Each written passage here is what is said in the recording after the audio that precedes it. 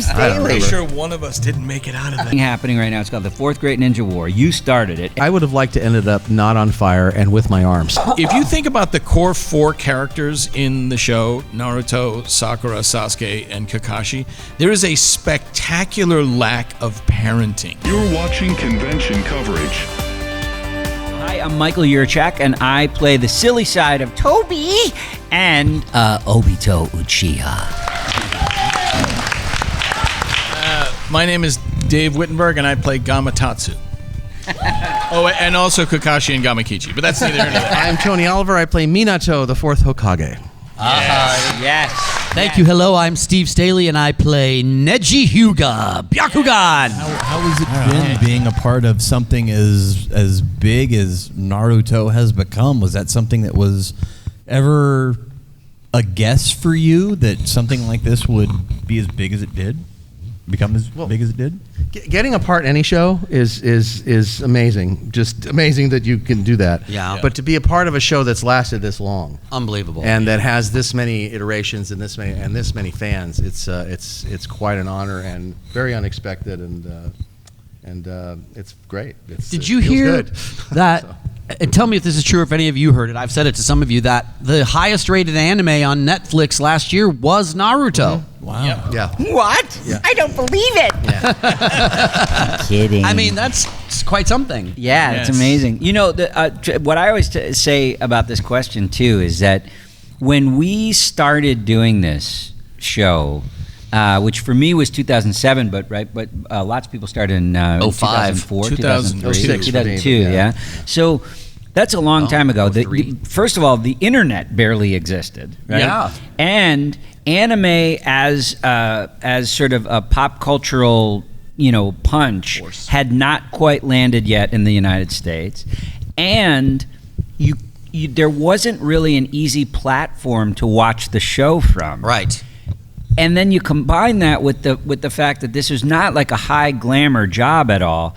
And the beautiful thing to me about being part of this show is that, and anime at that time in general, is that all of us did it because we loved the work. Yes. And all of us did it because we felt good being part of something that allowed us to act and allowed us to be, working the craft we so love, and all of these things.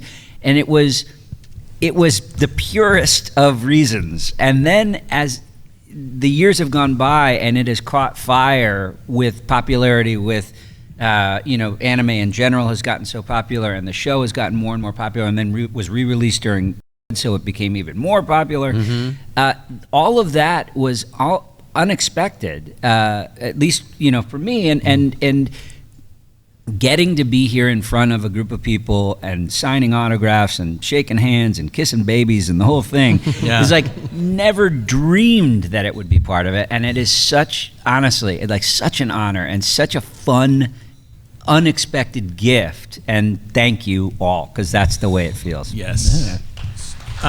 Two quick things. One, Naruto is older than Netflix. Yeah. Yeah. Think about that for a second.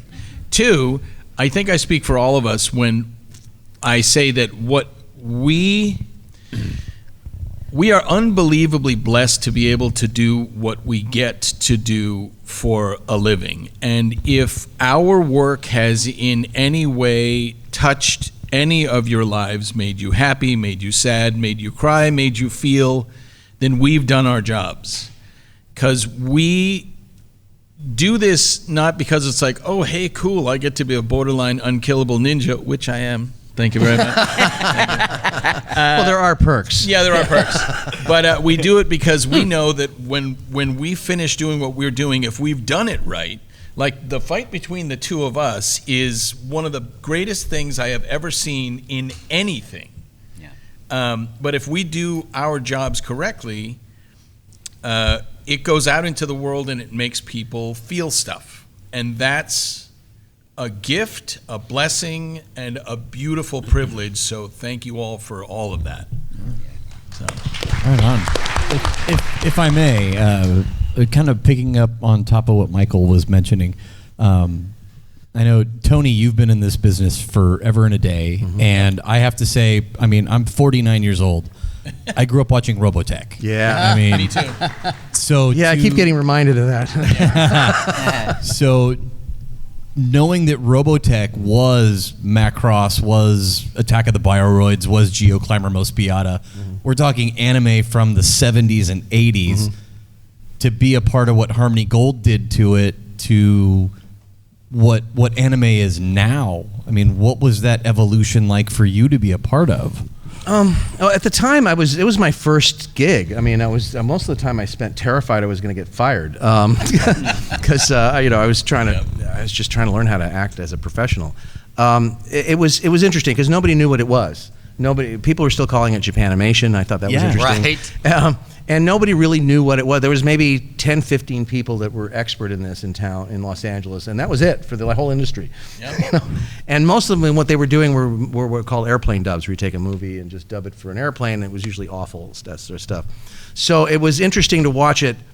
When Carl brought Robotech in, he wanted to make it more of a saga, more of a show. He was very much a Frank Herbert fan. He wanted to get into the zeitgeist of it and all the underneath of it.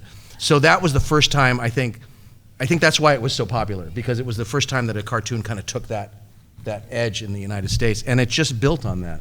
And it's been wonderful watching, because when it first started, first convention I went to was in 1985, and it was the stereotype.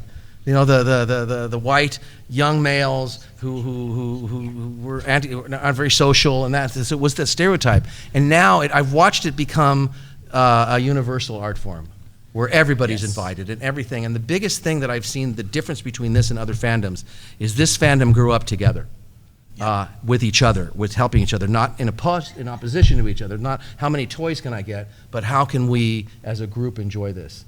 And this is what I love about this fandom, Naruto especially, but the fandom in general. And I watched that develop into a social movement, which I hope will, someday take hold everywhere else. Yeah. So Please. Believe it. Yeah. Yep. Oh, cool. Thank you. Thank you, not Miley. I have to say, and I'm going to embarrass you by saying this, but I grew up watching Robotech, and I can't honestly tell you which character you played, but I remember hearing you and saying, I want to do that, because I was a freshman in high school, not to make you sound old. But I am. But we all are, but the other thing is, with this show specifically, is I can't tell you the number of times people will come and say, I watched this with my dad, and now I'm watching it with my kids. So you'll have multi-generational groups of people, and the great thing about this show is that there is a character in this show for everyone. Like, you can see yourself somewhere, for better or for worse, in any number of characters in the show. You might be a little bit Itachi, you might be a small bit Obito, and a tiny bit Kakashi.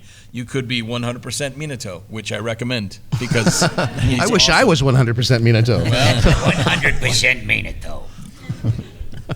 You are. What were your guys' overall experiences like while filming the 4th grade Ninja Warrior? Really? I know. Yeah, I'm pretty sure. Steve Staley. I'm pretty sure one of us didn't make it out of that. I'm not going to say who, but I don't remember. All of the War Arc episodes are really cool, because you don't know what's going to happen. You have no idea, like, is my character going to get out of this or not get out of this? Like, how bad is this going to get? I don't specifically, and I'm embarrassed to say this, remember exactly what happens in the 4th Great Ninja War. It's long. It's long. Yeah. But I also have questions, and I have asked the producers of this why you would stick filler episodes in the middle of something like that, but I don't know. I'm not in charge of these things, so all I will say is... Yeah, but I'm in all the filler episodes. So. That's true. That's why they did it. No, it was. It's anytime you get to do anything involving like that big a story, it's super fun. Just because you don't know what's going to happen, you don't know who's going to do this or who's going to do that, or you just don't know what's going to happen. They don't send the scripts to us. We find out in the studio as we're recording. As you're doing it. Yeah. And for me, half of the time that is happening, the version of me that is there is being voiced by Madara, Neil Kaplan, and then I come in for moments, and I would get in there, and they'd be like, "Okay, so there's this huge thing happening right now. It's called the Fourth Great Ninja War. You started it, and and like You did, and actually. It's all, and they sort of give you the Cliff Notes, and then they're like, and now this guy's trying to kill you, but you're also kind of talking about how everything is, you're in this infinite Tsukiyami. Like it's all of these gigantic concepts that are so far beyond what anyone in the normal world would understand. Yeah. And it's such a fun exercise, really, like as an actor, because you have to you're taking in all this information, and it is so fantastical that it just is like, it was a lot of fun to play, because you kind of have to just go there right away, because it's like, okay, all right, yeah, let's do it, let's try it, know? Yeah, so fun. Yes. Wish for whatever you want. Anything is possible in this great genjutsu world. Thank you. Thank you. How did you feel about the way the village treated your son? I wasn't there for a lot of it. Look, it's part of the arc of him learning to deal with everything. So the ill treatment, the distrust, the various things that he had to go through was important for him to get to the point where he could accept what he was, and that's when things started to improve for him. So yeah, from a dad standpoint, no, that sucked, but but that's kind of what led to him becoming what he became. Yeah. So. And then for y'all two, how did you feel when you realized it was your best friend's eye? On the one hand, I'm like, super cool, thanks for the eyeball. And on the other hand, don't make me have to kill you. And I just realized something, because you brought some.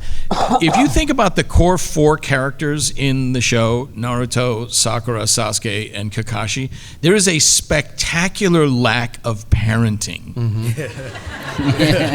Like, I couldn't tell you who Sasuke's parents are. They're dead. I know.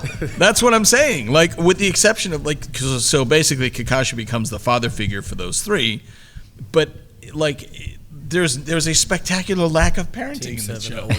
Yeah, just occurred to me. It's very sad. Yeah, a little bit. We all turned out. We had a Ninetales we had to seal. Give me a break. That's right. They had to We learn. stuff to do.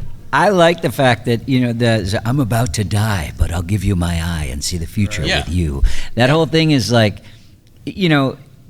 that's a beautiful thing. I love that they were reconciled by the end, and again, that goes back to what I was saying before. Yeah. That there is this notion of the Sharingan having such power that in some ways I still get to live through, which is symbolically beautiful to me anyway. And then that like through the eyes of your loved ones and your children or your friends or whatever is just kind of a beautiful example of dying a death that is well earned. It feels good to me. And unfortunately, I then had to use it to kill you again twice. Well, There were some mistakes were made. I didn't. Nobody's perfect. I punched you through the chest. Yeah, So I yeah. didn't actually kill you. But no, I think the beautiful thing about it is like that sort of was the ultimate gift he could have given him. Yeah. A punch through the chest? No. No, Yes. okay. No, the eye. I think. Okay, yeah. And the other thing is, and I didn't realize this until somebody pointed it out, the only reason that Kakashi was able to escape the dimension that we were in when we fought was because we had the same eye. Yeah. Yeah. Because each of the Sharingan has their own pocket dimension. So if I had Itachi's eye, I'm not getting out of there. Yeah. So, which is kind of important. But yeah, I will also say one of the saddest episodes I had to record was that fight scene, because you had done your side first. And as they're playing it, I'm like, please tell me I'm not about to have to kill my other best friend.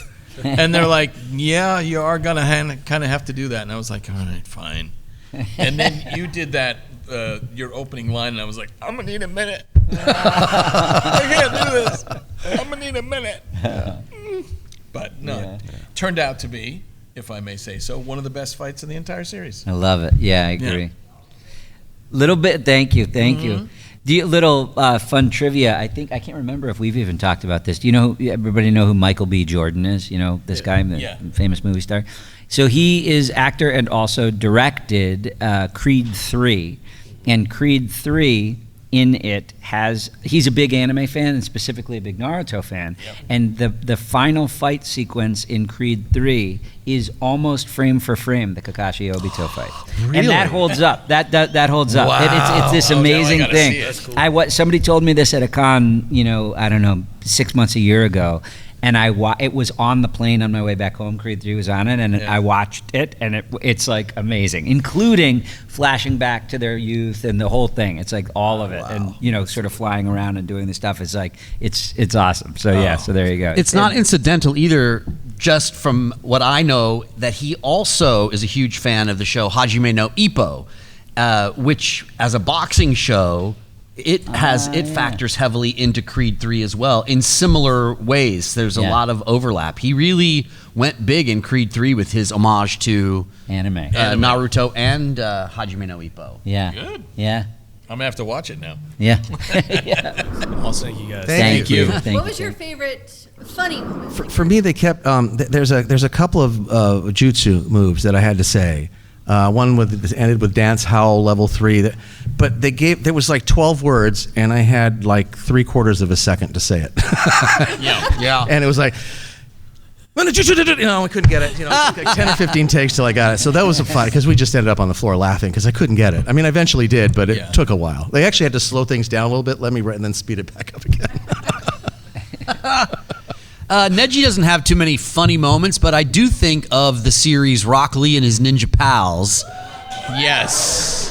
Where the whole thing was funny, in my opinion. Just me going off on basically Rock Lee with all of Neji's bad attitude, which wasn't funny for Neji, but it was funny for everybody else. So I felt like that whole spin-off was a comedy moment. I don't know. There was one funny moment for Neji is like Shippuden where after Guy had picked up Kakashi and ran off from the village, and Lee's just like, Neji, and Neji's, no. No. that sold it for me. It's like, it was kind of funny when Lee said it, but then Neji's just immediate reaction was like, no. Well, for me, the all of my Tobi stuff, I was hired as just to be this sort of clown character, and so design, sort of funny by design, I guess. But I think my favorite moment of his was when he goes, "What can I say? I'm just really flexible," and then he puts out ninja art. Frill-necked lizard, and then you go, "Oh, I forgot. That's all that jutsu does." It just kind of goes into nothing. So nothing happens other than that. But yeah, lots of those one-liners. The trying to eat the dumplings without showing his face and all of that. All of it's sort of designed to be funny. Mm-hmm. I have a lot of questions about Kakashi, sort of like in general, like how does he eat? Like, what does he just kamui the food into his stomach? Is that like how does that operate? But my favorite sort of funny thing is it's almost an entire episode is when Tsunade is in a coma and it looks like they're trying to decide between Danzo and Kakashi to be Hokage, and Mike Guy shows up out of nowhere and he's like rock, paper, scissors. And then he's like, no, not that. We're racing to that mountain. And then they just take off like a bunch of kids running down the hill. And for no apparent reason, in midair, they start hitting each other with kitchen implements, which is phenomenal. Classic. It's like the entire episode is just so unexpectedly lighthearted because of all the stuff that's happening before and after. Yeah. I love that episode. That is actually, a whole part of, and you all maybe know this better than I do for sure, is that a whole part of anime as a genre is the change of literal art style every so often to those the sort of like the big, joke face. Yeah, joke face. Yeah, right. And it's the signal that now it's supposed to be a lighthearted moment within what might have otherwise been something serious. Yeah. I love that there's that that's like a device, like a swinging door device within the form that fans of the form understand Yes. and is it's interactive before stuff got interactive. You know, it's just a fun thing that always tickles me. I dig it. Yeah, and there's no greater example of that than Sexy Jutsu. Sexy Jutsu, yeah, Because yeah. As soon as you see that animation style change, you're like, oh boy, here we go. Here we go. I don't know if I want to see this, but I have to see this. Thank you. Thank you. Is there any specific character, maybe not aside from yourself, your character, that like took you really hard? So I, again, was only hired originally as the silly Tobi. I was in a set, and I would go in, you'd do a few episodes, you wouldn't hear from them for a few months. Every time I assumed that's probably the end of it. Yeah. Then I'd come in again, and hey, we've got a few more Tobi episodes, I'd come in and do more, et cetera, et cetera. One of those times when they called me after a long time, and this had been now going on for almost probably 7 years, was for a video game. And in the video games, they show the whole story, which I had yet to see. And this is a spoiler, but I think you're all okay. But the mask came off, and it was clear that the Tobi character was no more. And they didn't tell me anything else about it, and I was bummed out because I was like, oh, that's it for me. And nobody had told me anything, and so I was like sulking in the booth, basically, right? And the next line in the script, on the spreadsheet, really, which is what we kind of look at, said Tobi/Obito, and it was this brooding line. And I just started to kind of do this. And the engineer at the time just stopped me and said, are you able to do that voice? Like, could you maintain that voice for a little while? And I said, yes. This is how I remember it, I swear. And I was like, yeah.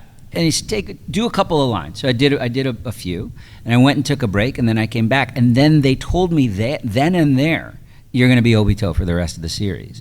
And that ended up being another 5 years on the show, which I did not know I was doing. I was not hired to do, and I might easily not have been able to do because I was hired for the high pitch thing, and this was a low pitch thing, and it was just, and I don't know, like I don't have even confirmation from Mary Elizabeth that that's how it actually went, but it all felt that way to me, and I don't like it, anyway. So that was like I was sad to see that guy die, but or go away. But then it pulled out I will say everyone when pain killed everyone.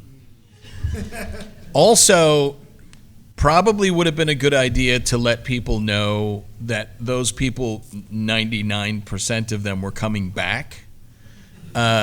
Just because I know people who were like, you know what? I stopped watching it right when, everyone died, and I was like, isn't that when we got kicked off Disney too, right? It is. Yeah. That's when they shifted it from Disney to I think it went to Hulu Adult Swim. Adult Swim. Yeah. But everyone would be my answer. When pain kills everyone except Naruto, that's my answer. And Neji. And Neji. I can't get past, I don't know about anybody else. I can't get past my own death. So I don't have an answer for your question. No, you're fine. Anybody else had a problem in the show? No. Yeah, I know. Everybody I dealt with was already dead. So died already. What about Asuma? Asuma dying. That's a shame. Oh, that was upsetting. Yeah, we love Doug Erholtz too, so that was a very tough one. Asuma. Who do you think has the best character development besides your own characters? Honestly, I'm gonna go with Obito just because the turnaround, like from the beginning. First of all, Madara is kind of a jerk for only showing Obito the end of what happens between Kakashi and Rin. Like, she jumped in front of him. Yeah. He did not kill her on purpose. No. And he felt horrible about it for the rest of his life. But you just showed up at the end and were like, I must kill you. Yeah.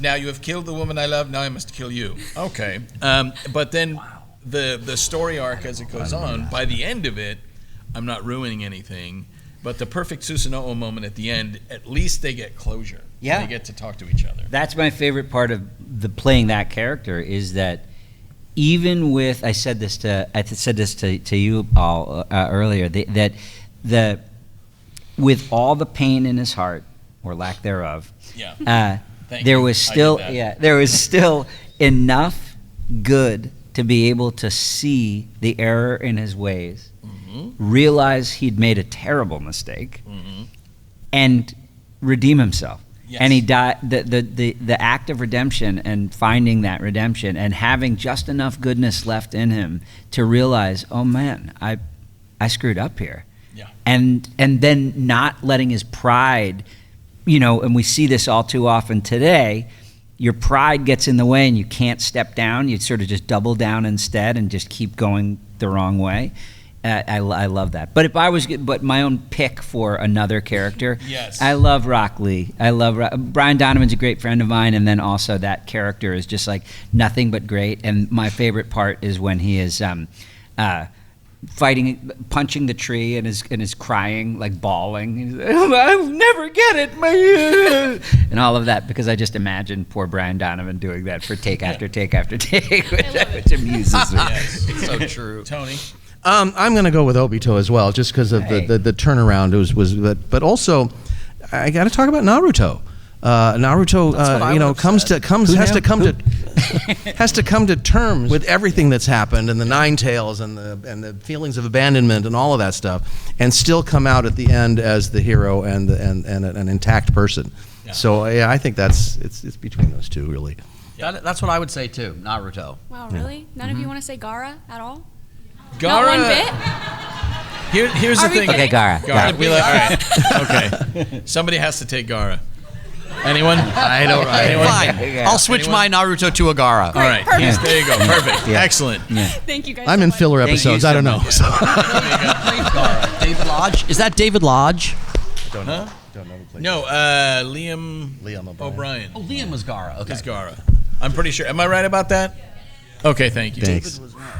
David Lodge is Jiraiya. So what is your honest opinion of Kakashi?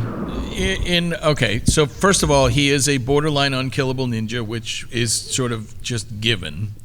But I also think that he is a perfect example of what happens when you realize you are thinking about things the wrong way.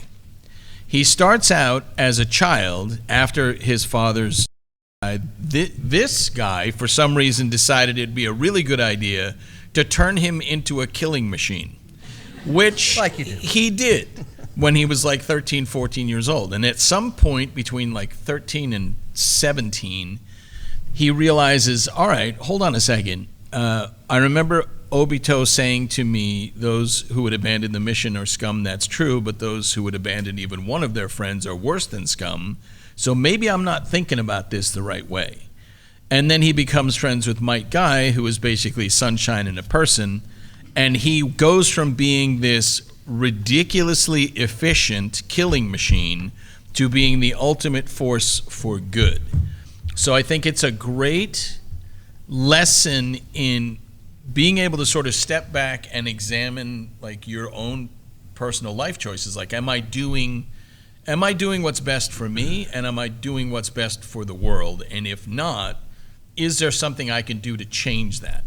Because if you can, you should. You are always going to be better off choosing the path of love and light than darkness and death.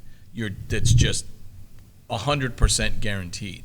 So I think the fact that he was able to take his past, attempt to get through to Sasuke by tying him to a tree and saying, look, dude, I've done what you're doing.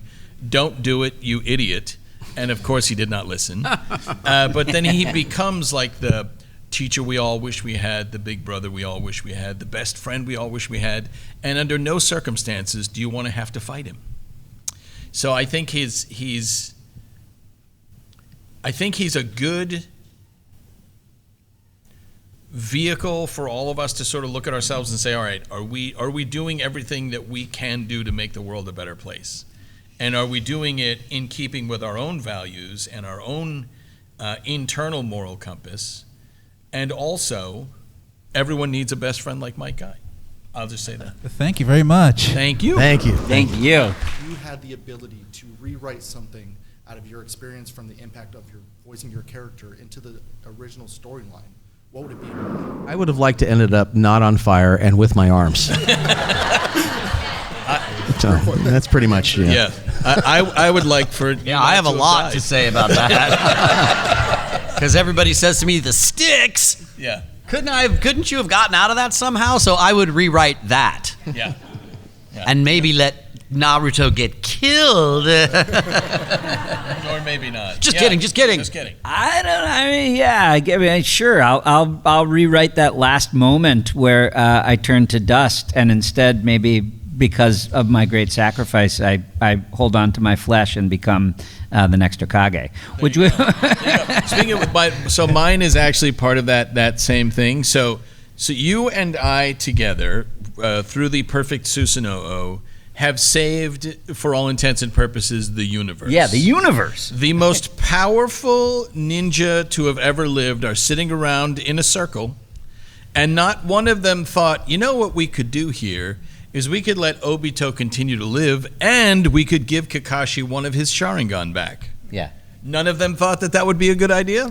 That's my issue. You know what I mean? I'm like, he's Kakashi of the Sharingan. Now he doesn't have it. He's still Kakashi, but still, literally just save the universe. You can't give me one of them back. Yeah. I have issues. Yeah. I have questions. A little something for the effort here. I'm just saying. Thank you, gentlemen. Thank you. Great question. Between the four of your guys' characters, who do you guys would think would win in this? Mm. I don't know. I have to agree. I'm sorry, but I have to agree. And I agree with you 100%. This guy. Really? Like, first of all, he taught me everything I know, which means he knows stuff that I don't know because he knew at some point we'd have to fight each other, and he wouldn't teach me everything he actually knows. Right. Also, he can teleport. Also, flying Raijin. Also, yellow flash. I'm done. That's it. I mean, That's all I got. There's no argument. No. Yeah. Yeah. And yet, I'd like to yet. include you in the conversation, And but I yet. don't think your character got treated very well in the power scale. No, I don't think but so he did either. have some pretty awesome powers. That's He did. true. Yeah, can't knock a Byakugan. You can't knock it. Right. No. I will say, to say, as a too. tangentially related question, and you didn't ask this, but I'm going to ask myself. In a fight between Kakashi and Mike Guy would win. I'm glad you said that. I'm glad you said that. To 100%. hear it from Kakashi himself is crazy. 100%. I will just say that. Like, first of all, I don't know why they would fight each other. You never But know. B, would it to happen, Mike Guy would probably kick his very nice white-haired butt. Good to hear. Good to Yeah, hear. Thank just you saying. guys. Yeah. Thank you guys so much. Thank you. Now you know. What would your character's go-to karaoke song be? This is going to sound weird. Indestructible by Disturbed. That does sound weird. It does sound weird. Have you heard the song? Maybe. I don't Yeah, know. see, basically, it's his theme song because the man is indestructible. Nice. I'm just saying. He's an indestructible master of war. I love it. Is the chorus. I'll just leave it at that. Eye of the Tiger. Oh. This Minato is all about that. Yes. So. Don't stop believing. That is awesome. You ain't worth the salt in my tears. There you go. Remember that song? No. Oh. There you go. Wait, I want to change mine. I'm going to change it to Taylor Swift's Haters Gonna Hate. There we go. That's it. Yeah, that's good. Just saying. Any of them. Are there words to the Jaws theme song? Bite you. These are the jokes, Spidey. Yeah, bite this you. is- This is all we got. I'm sorry. Well, thank you so Thank much. you. Thank you so much. Great question. That's a fun one. Are there any lessons throughout the series, either that your character learned or taught? Is there any of them that you picked up yourself? Maybe more reinforce the trying to be of service always, to always put your force to be to help the Hidden Leaf, to help Naruto, to help the people he was training. That is something that I don't do enough in my life, but I do think that reinforced that idea for me. Yeah. I would say the same thing, that if you get up every morning and by the end of the day you have made the world, whatever your world is, a little bit better, sleep well, you've done a good job. Mm-hmm. That's sort of Kakashi's overall philosophy is, there are some bad things going on, but we can counter that, and we can fix it, or we can do what we can to handle it, and then we'll move on to whatever the next problem is. So, yeah, I would say like that, just being as much of a positive influence as you can be. Yeah, forgiveness, all of this, and forgiveness of others and of oneself, and then and clear-sightedness to fix it when you make. I mean, making amends is a big thing, and in everyone's life, it should be, it could be, and it's the hardest thing because it involves at first self-reflection, which is so tough. Yeah, and so being open to that possibility, finding a softness in yourself when otherwise feels so hard, is an incredible life lesson. And the scope of this show, this is a great question, because the scope of the show does go as deep as anything's ever gone. Yes. If you choose to go there. And if you choose not to, that's also fine. It's there. This is like, to me, the definition of good storytelling is you can take it on the face if you want to. You can also, there's subtext, and there's text below the subtext, and there's meaning below the meaning, and there's theme below the meaning below the meaning, and it's just, it goes on forever. And for me, that's a huge part, like a recurring theme in the show, is this notion of recognizing fault in oneself and then being able to have room in your heart to make up for it is like humongous.